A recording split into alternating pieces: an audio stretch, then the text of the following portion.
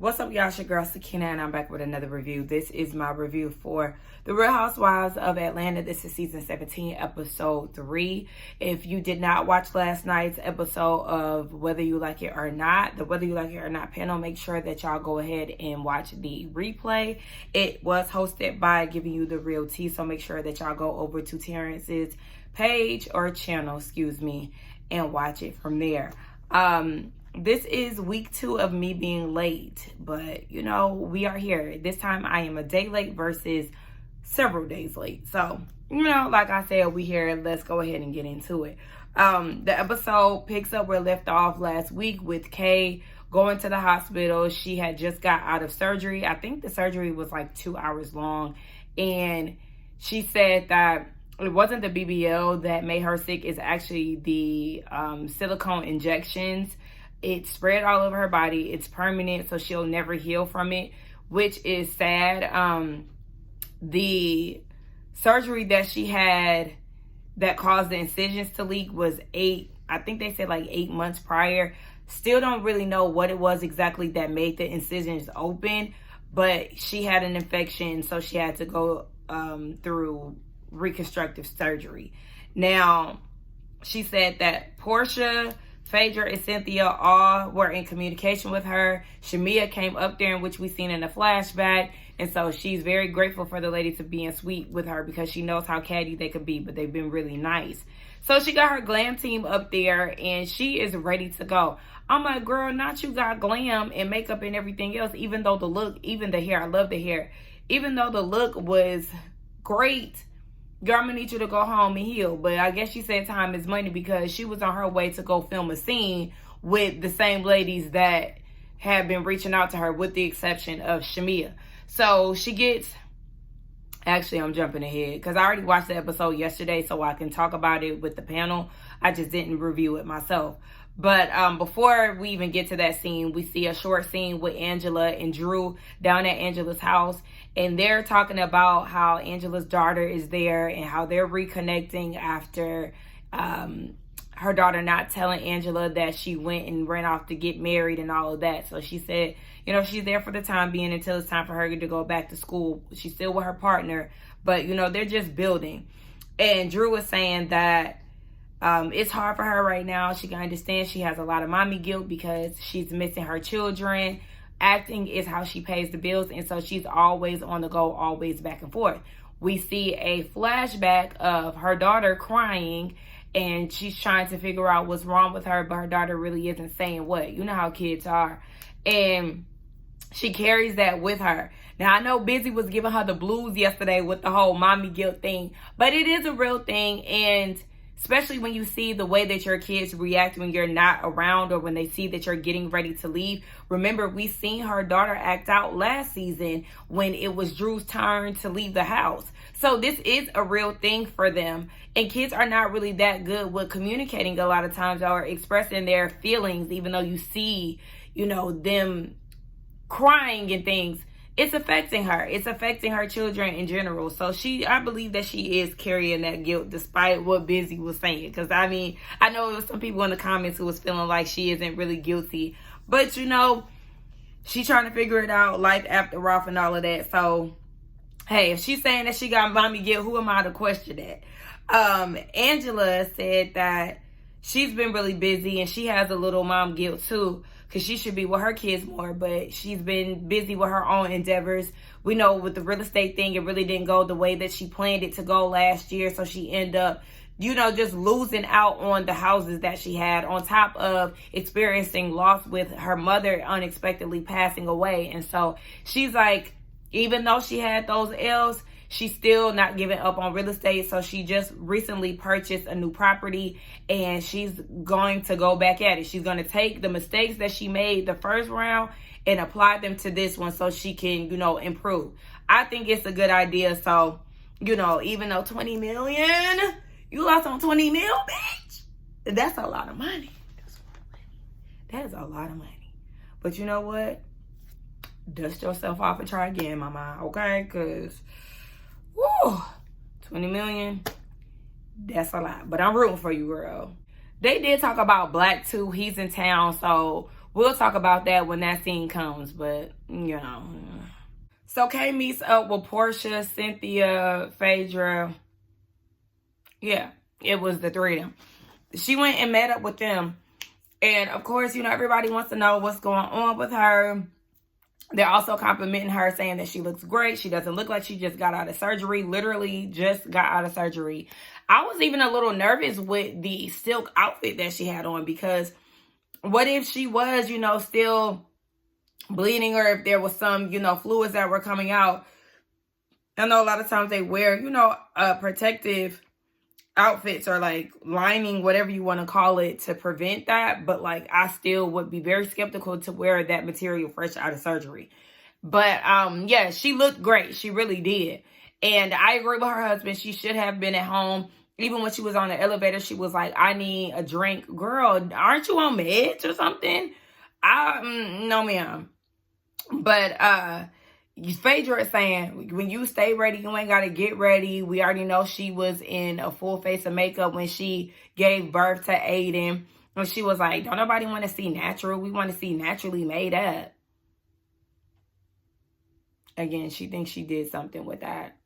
Like, I know there are women that go and put on makeup for picture reasons, to stay distracted while in labor. You know, there's multiple reasons why women put makeup on while they're in labor.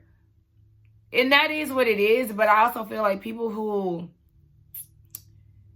always feel like they have to be done up, it's like, you don't like how you look naturally. I actually hate how I look with makeup a lot of times. I look just like brows, lashes, my little lip gloss, or my chapstick. That's all I like to give. But I do want to get into makeup more for, like, you know, certain situations where makeup is not required, but, you know, it elevates the look, you know? But yeah, it ain't about me. People do need to get more used to looking at themselves without wigs and makeup, though. Like, love who you are. That's the problem. And we see people go and get BBLs, fillers, lip, and all this because they don't really like how they look naturally. Embrace your beauty. So yeah, again, they're asking Kay what's going on. She's filling them in. She's saying that she was getting ready to go on stage and she was in a puddle of water. And Portia blurts out, a miscarriage? So this obviously irritates Kay, because she's like, girl, you know exactly what happened. Like, I talked to you on the phone about this, and here you go acting stupid. Like, girl, let's not do that. Now is not even the time for you to question whether or not I had a miscarriage. So she kept it cute, but in her confessional, she was annoyed. And she didn't appreciate it.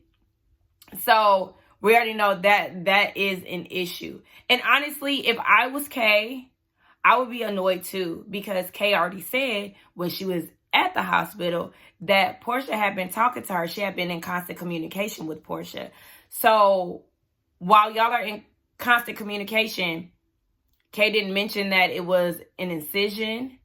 She had to, because y'all talked about her breast.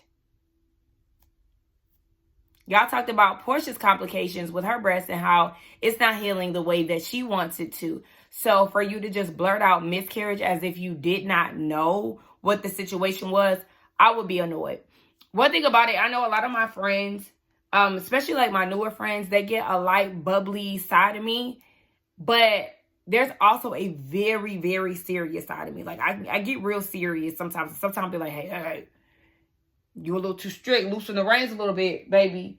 But yeah, that would have been a time where you would have seen serious Sakina, because don't play with me. Like, this is not a laughing matter. I'm sitting here telling you, like, don't play stupid. And I don't like when people play dumb. Like, don't ask me stupid questions, because there is such thing as a stupid question. Now, I know when you learning something, okay. But if you just asking me a stupid question and the common sense is not clicking in, I'm going to get annoyed. And I was with Kay. Don't ask me no dumbass question when you already know what it is, because now you about to piss me off because I feel like you playing with me. So, yeah. I will get more into that later when they have their one-on-one. But in this scene, I definitely feel where Kay was coming from. Shamia, that ass is too big. I'm going to say it again. I know I said that, the first episode last week too. That ass is too big. Those jeggings that she had on, when you've reached jegging status, it means that the ratio is off. No, ma'am. Her body looks good, but that ass is too much. Like, when are y'all going to learn? When are y'all going to learn?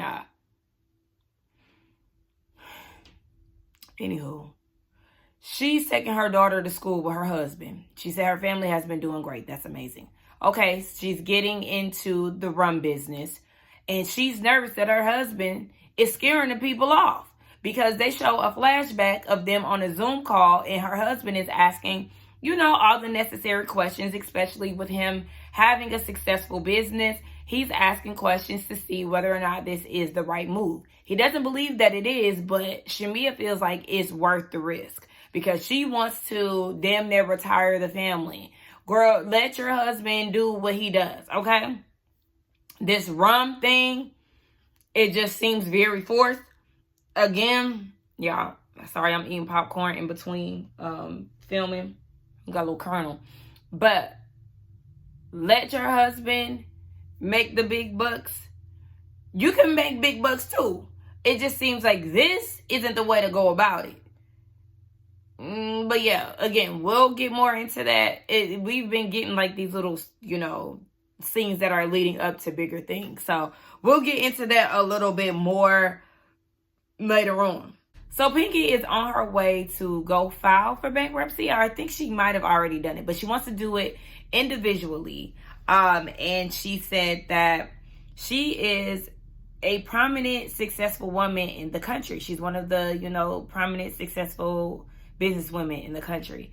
And I know that they were giving her some pushback with that on the panel. And I feel like, as a person, again, who lives in the Atlanta metro area, a lot of people here did feel the impact of Slutty Vegan.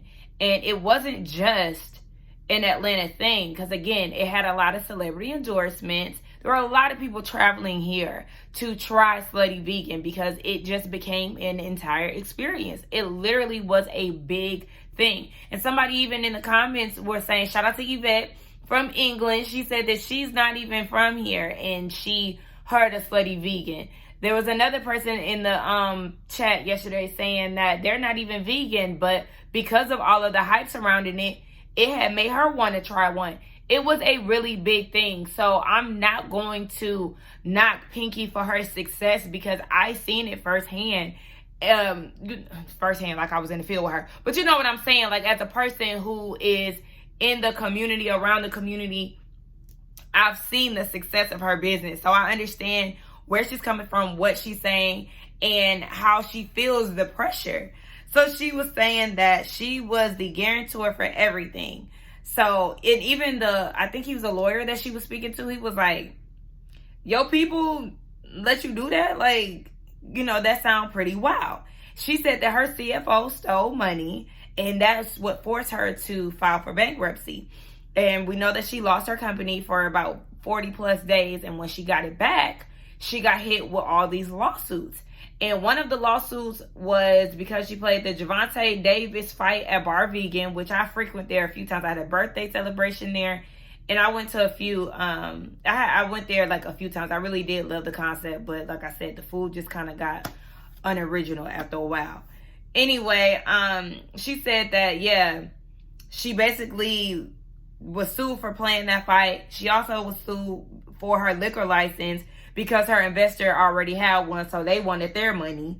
And, you know, because she's a guarantor, all of that fell back on her. Her husband does not know that she's doing this, and I'm sure it doesn't affect him because she did say that she was filing individually. I don't really know if that'll affect him or not. It just sounds like it won't. Y'all fill me in. Are the married people, married people who don't got prenups, you know, or the lawyers and all of that, people who are familiar with bankruptcy, y'all fill me in because I don't know.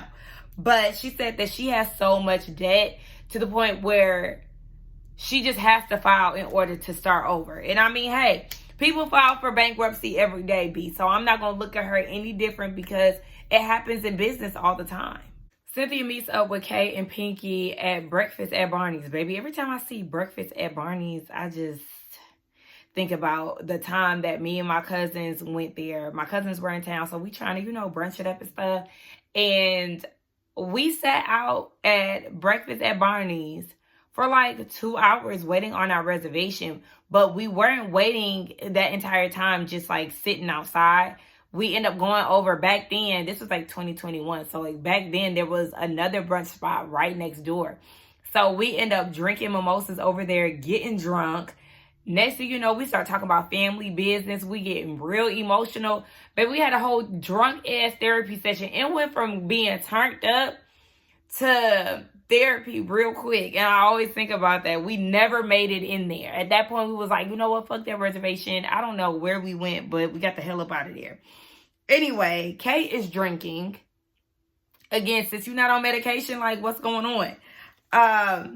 But they get into Kate tweeting about some bimbo, right? Somebody making her mad. She's activated, all these things. So Cynthia's like, girl, I was trying to figure out who you was talking about. Mind you, all the ladies, they did like this little montage of the ladies reading Kay's tweets. I said, this is the only scene that we've seen Kelly in. Kelly was not in this episode, like, at all. And I remember at one point they were talking about her being a friend of, I don't know, but I remember they were saying that, some people saying that, but she has she got a tagline? Yeah, so it's like, I don't know. Anyway, she talks about, Kate tells them that it was Portia who irritated her, questioning if she had a miscarriage, and Kay is like, who says that to a woman? We'll get into that later again. But she felt like she was being Kelly. Basically, Kay felt like she was being set up for the okie doke. That Portia was trying to come in acting like she had good intentions the whole time. She wanted to get her. You know, she wanted to jab her. I won't necessarily say that she was Kelly, baby. I don't think that Portia has a hidden agenda with Kay, because she really doesn't have a reason to. But I say, you know, keep your eye out for things like that if y'all do end up, you know, beefing. But baby, you was not being Kelly. That was a reach, Kay. You was not being Kelly. And of course, here comes Cynthia. I know a lot of people probably jumping on Cynthia's ass for saying that she thinks what Portia was saying was innocent, because oh my gosh, all these damn names. Because Cynthia was doing the same thing with Portia last season, making all these excuses, you know, excusing her with the whole sleeping with Charles, or saying that she'll sleep with Charles, and like all these other things. Cynthia was the damn Portia apologist. So it's like, girl, calm down. No, it wasn't innocent. It was weird that she even asked that, like I said, because yes, Kay had already had a conversation with her about it. So girl, why are you bringing this up? So then Kay asked Cynthia, let me ask you a question. What's up with Phaedra? Because all she do is giggle. I said, we see each other, my Pisces sister. Because didn't I just say that in my last review? All Phaedra do is stick that thick ass tongue out. Doing all of that shit. Fake falling out laughing over little shit. Gagging at every turn. That's all she do. She don't contribute to shit. And Kay sees that. Thank you. She don't have shit to contribute outside of fucking giggles. Rewind the tape back where I just said that last week. Phaedra can go. She can go. She serves no purpose. I don't want to see her that fake excitement shit that she be doing on facial expressions and weak ass confessionals. I'm not interested. I don't care. Get her off my TV. She don't give shit. I'm sick of seeing her on my TV. Kay, thank you for saying it. Because, I mean, shit. Hopefully production will take heed and get rid of her ass next season. So then, Pinky chimes in, was like, Phaedra going around telling people that I eat meat. And that ain't cool. You know, I'm on the board of PETA and stuff. Like, I sit here and we see a flashback of Shamia saying that that's what Phaedra said. Phaedra, like, when are you going to learn how to stay out of people's business and stop telling lies? Like, I don't know the context. I don't know what happened. But they saying that that's what Phaedra said. And Phaedra, you need to be walking on fucking eggshells when it comes down to people and information. Because we know how you get down. Like, girl, stick to laughing, bitch. So then, Kay says that she don't trust no lawyer that don't practice law. I would love to see a Phaedra Kay showdown, baby. I would love to see that. I would love to see that. And so at that point, Pinky is wondering, you know, with the dynamic of the group, can she trust the women with her secrets? Tread lightly. Especially with you being new. Don't be super vulnerable. Like, you know, put yourself out there so they can't throw it in your face. But don't confide in certain people with certain things. Because, yes, it just might come back to bite, baby. So be very careful when it comes. Stick to confiding in Kay because y'all already had a relationship prior to the show from what it seems like. Y'all are not line sisters, but sorority sisters. So stick to Kay. Y'all got that newbie connection as well. Stick to that. I will say I love Pinky's hair. I think that style looks really good on Pinky. I need her to keep the short hair. Like her locks was, you know, whatever. But I do feel like her... Did I say this last week? I don't know if I said this last week, but it coming out my mouth sound like I said it already. But anyway, like I said, she looks really good. I love the haircut on her. Moving on. Speaking of hairstyles, Pinky did shade Phaedra in her wig. And I feel like that was just her, you know, being messy, a little kiki. But Phaedra hair, you know, the wigs do be laid. I'll give her that. You know, City Girls up. I seen her stylist had something to say about it on Instagram. It just randomly popped up on my timeline. So he felt like he had to, you know, defend the units. And, you know, he said put some respect on my name. And they do look great. I will give him that. Her hair always looks good. Whether I necessarily like the style or not, it's always applied good. And it looks good. Drew and Black meet up. And the first thing I said was, yuck. His aesthetic, ew. Baby, I tell you, I do not like flashy ass men. At all. At all. He's not a bad looking guy. He's not. Aesthetically, he's just not. He's not it for me. Now, is he in my DMs? He's not.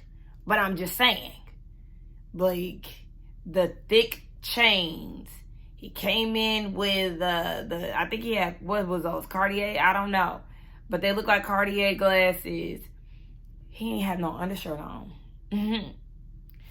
Yeah, I would have packed it up, baby. But if Drew like it, she like it. But yeah, I don't like that type. Don't even come over my way, baby.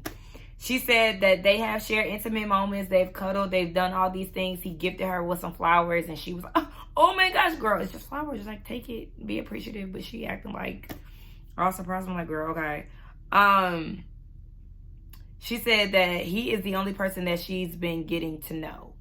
She's more so just focused on her kids, though. So they're not doing anything other than, I guess, the cuddles and things. But you may tell me y'all just cuddling? We know that Drew don't be telling the truth, so we probably won't find out what's going on between them until next season. But you know how the girlies do. He's my best friend. He's my best friend. Girl, you probably fucking him. And he giving gifts to the kids and stuff like that. Okay, bestie. But he said that you're an investment with a partner, and he feels like that partner needs to move to the side because he does not share.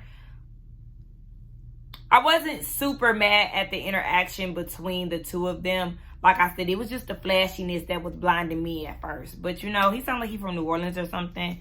He, you know, okay, we'll see. Moving on. If only I knew the time in between, baby. I just clocked out at work. I filmed all of that part before this clip on lunch. I just got off of work and it's 5:50. 5:50. Yeah. I get off of work at 5. Work has been kicking my black ass. Okay? I'm trying to collect payment from a customer and I got 3 wild-ass dogs fighting in the background.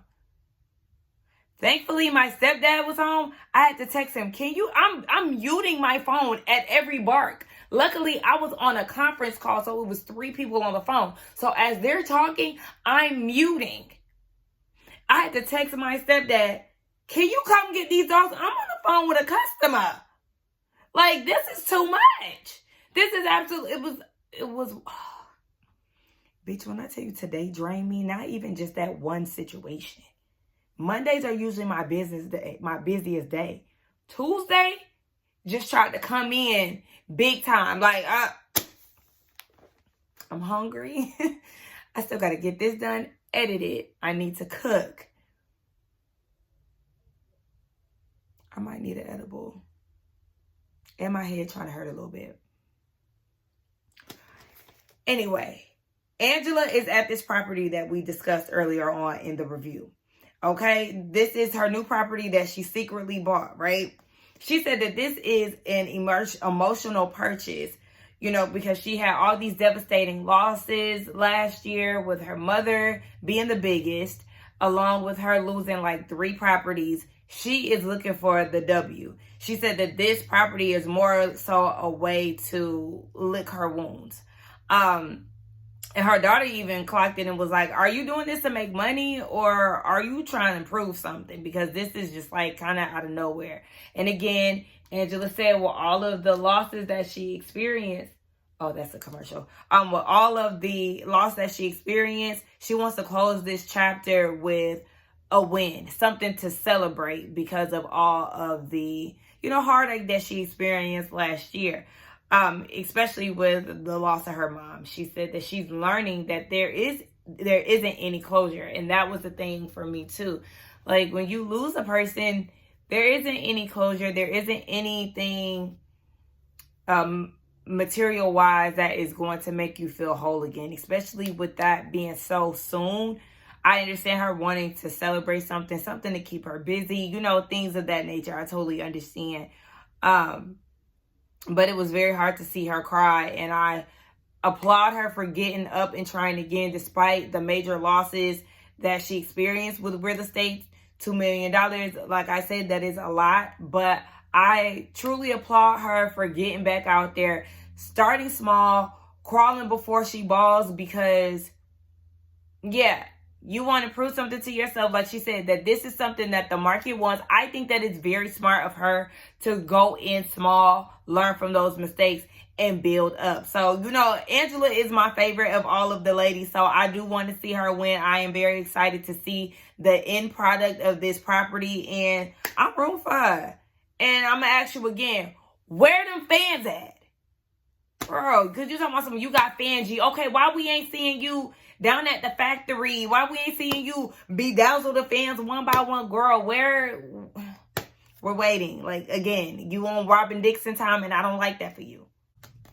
Shamia. Yeah, she's down at the attorney's office, and she's having a conversation with the rum company. Shamia wants her ass to be the mold of the bottle. And she wants to call it Rum Bum. The name, okay, it's cute. Got a little ring to it. The bottle being your ass. Shamia's just corny, y'all. We already know. She's corny. She's corny.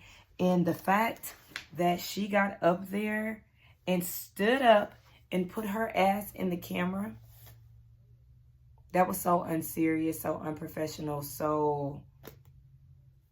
Why? Why? Why did you do that? Girl, that, like, sit the fuck down. Take this serious. Like, and then she's saying she wants peaches in the drink because she's a Georgia peach. She learns that they don't have peaches in Grenada. Yeah. Yeah, it's not there. So, now she has to figure out how to get peach flavoring. Baby, let me tell you, I get a peach margarita from time to time. And it's not made.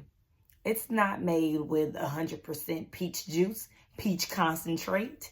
Girl, you can get it. But for what you want, you talking about important peaches, girl. Shamia, you ain't doing your research and it's very obvious. You saying that you taking it serious, but you putting your ass in the camera. And this is what I was saying on the panel, because somebody was saying, why is Angela getting so, why isn't she getting the same backlash that Shamia is getting when Angela lost $2 million within her real estate? I don't know why this keep tickling my damn neck, but it's irritating me. I need to put some dry shampoo in my hair. But outside of that, for me, I said it's because Shamia is clearly trying very hard with this, and it's not natural. Angela came into this already as a financial consultant, even though it's looking like she ain't too good with money because she just lost $2 million. But she came in as a financial consultant. She already had the properties. This is something that Shamia is trying to do to prove something to someone. She's trying to prove something to her husband. I don't know if she's trying to prove something to the ladies, but whatever it is, it's just not authentic. It is not coming across authentic, especially when you come into something and you know nothing about it. Just like Cynthia went into the Bailey Winery, the wine cellar, and Kenya got the question in her about what pairs with what, and put her on blast, which was like, girl, you know, you ain't have to do her like that. But at the same time, if you are opening a business, you need to be well versed in the business. It needs to align with who you are. It needs to make sense. And Shamia, this not making sense. And it's not given that you're truly passionate about it. It's just, it's something that you need to do to prove that you can make as much money as your husband, or you can contribute as much as your husband. Baby, listen, there's different avenues to do it. And again, Shamia, you're not just sitting at home as a housewife. You do hostings with the Hawks. You were on the radio. It's not like you weren't bringing anything in. You're bringing in housewife income. You're contributing, baby, and it's okay. What you bring to the table is enough. What you bring to the table is enough for where if you were to divorce your husband, you won't be out in the streets. So, yeah, it's okay to come up with business ventures and things, but it just needs to make sense. And I think that's what a lot of these housewives fail at. Case in point, Sheree. Girl, fashion is not your lane. Not saying that she couldn't dress, but I mean, damn, after a while, as the seasons progressed, baby, you was giving us joggers, literally. And that's the lane you should have started off with. Athleisure, you should have been doing Sheree's boot camp at Chateau, something with your athleticism. That's where you align. That is what makes sense to who you are and your brand. People are losing that. They don't get it. That's the problem with a lot of businesses in general, not just related to housewives. People just feel like, oh, yeah, to make money, let me do this real quick. And the business end up failing because it's not a passion. It doesn't align with who you are. It doesn't make sense. Wish her the best, but this just literally seems like a GNA project, baby. Something for the sake of a storyline, something for the sake of saying that you got something to contribute to a conversation. Girl, it's just giving something, very much something, but it's not making sense. I will say Shamia looked very pretty in this scene. I think when she does a soft makeup look that really just brings out her natural features, that's when she looks the best. Like that purple eyeliner, it was just very subtle, it was pretty. I love the highlights in her head. She looks really pretty when she does simple makeup. I just keep thinking that we at the end of this and wrapping it up. But no, we got another scene with Pinky and her husband. It's date night. You know, she's saying that people would say that they rushed within their marriage and all of that. But they got married 3 years in, even though she was pregnant for all of those 3 years. So yeah, y'all did rush it. Then she get pregnant like 3 months into dating him or something like that. Girl, y'all did rush it. And then she said that they was ready to call it quits after 1 year of marriage. They even drove down to the courthouse. And then when they pulled up, he told her, you better not. So who, was it mutual? Was you the one who was ready to pull the plug? Like, what's going on? I don't know, Pinky. But you coming in hot with the relationship issues. Again, don't be mad when people get to dissecting your relationship because it's already there. My best friend do not like them. She never liked them. She always felt like it was something eerie about their relationship. Meanwhile, I thought that they was giving, I don't even like to say that, but giving like power couple vibes because they were doing so much with the community and stuff. But my best friend seen it from a mile away, but definitely was eyeing like, oh, yeah. And she always got to give a disclaimer, baby. You telling us, go ahead and tell us. What was the reason why? What caused you to want to walk away from me? Because y'all was probably moving too fast. It was probably, y'all had y'all blinders on. Representatives and everything else was being on display. Okay, but whatever. She said that, she's going through the lawsuits and all of that. It was just so much. And he's asking her, how can he be there for her financially and spiritually? Because she goes through a lot by herself and he ends up finding out later. So he's asking her, how could I be there for you? And then she's saying like, that's not your problem. Well, Pinky, I'm confused because we see you crying and saying that your husband wasn't there in support of you. But then out of his mouth, he's saying that you go through all these things alone and he doesn't find out till later. So, do you want him to support you or not? I'm confused. I got my eye on both of them. Shit. Both of them. Because even then, she was like, Pinky promised, lock it in. He talking about something, I'm going to give you my broken pinky. Broken pinky?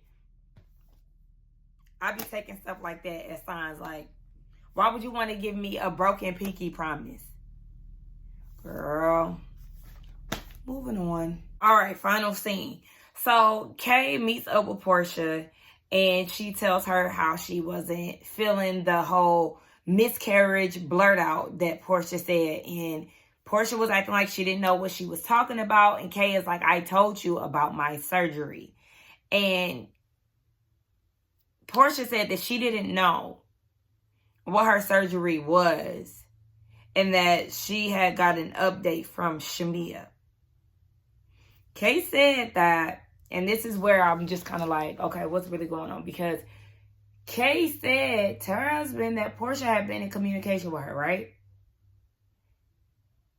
Even if Portia had been in communication with, if y'all had been talking, Portia, you want me to believe that the type of surgery she had to undergo was never a part of the conversation? I find that very hard to believe. If you talked to her a few times throughout that day or whatever, I'm sure she would have been like, oh yeah, it was due to a miscarriage. I didn't know I was pregnant. And if you got the update from Shamia, who actually went up to the hospital, I'm sure Shamia gave you detail on what the issue was.